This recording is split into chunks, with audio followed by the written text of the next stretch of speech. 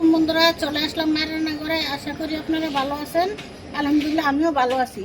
আজকে রান্না করবো হলো ঝিঙ্গা দিয়া, আলু দিয়া, বাটা মাছ দিয়া পাক করব। দেখেন কিভাবে পাক করি। কড়াই বসাই দিছি, তেল দিয়ে দিলাম। মাছগুলো আগে ভেজে নিব। হলুদ লবণ দিছি, এখন মাখাই। হলুদ মরিচ লবণ দিছি, এখন মাখাই নিব। বাটা মাছ ঝিঙ্গা আলু দিয়ে তরকারি পাক করব। ঝোল মাছগুলা দিয়ে দিব। তেল গরম হয়ে গেছে।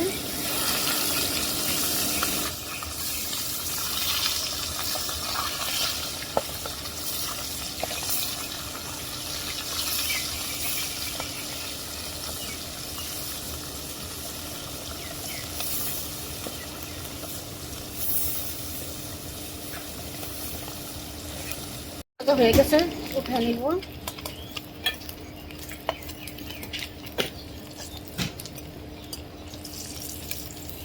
এই তেলে আমি আলু ভেজে নিব।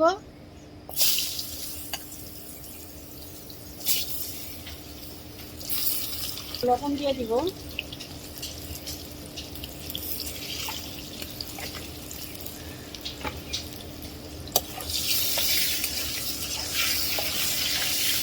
আলুটা একটু লাল লাল করে ভেজে নিব। হয়ে গেছে, এখন উঠাই নিব।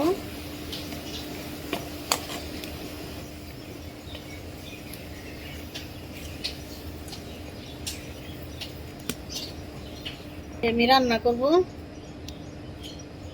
কাঁচামরিচ পেঁয়াজ দিয়ে দিব।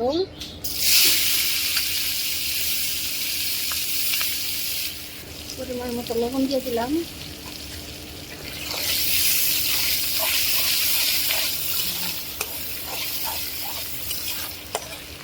এখন একটু পানি দিয়ে দিব মশলা কষানোর জন্য।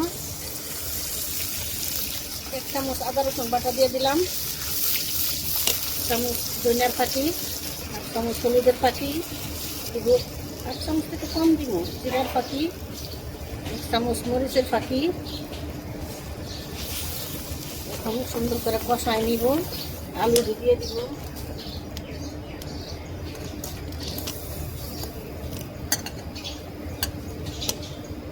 আলু দিয়ে দিলাম।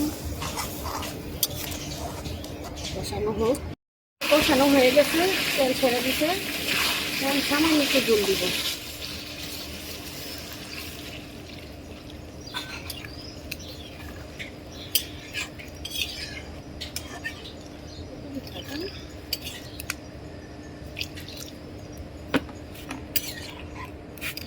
ঢেকে দিব।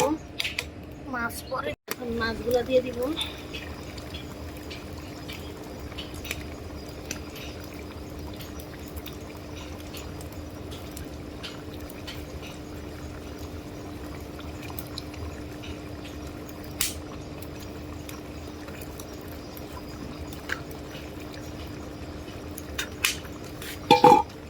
ধনিয়া পাতাও দিয়ে দিব।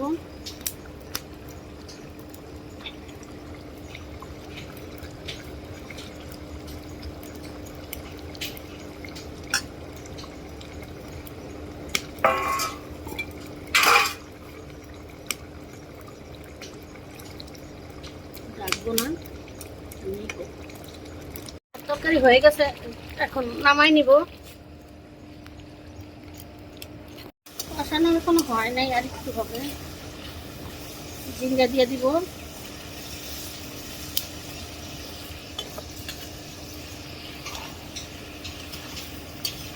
আর রেখে দিব না, একটু দিয়া রেখে দিব।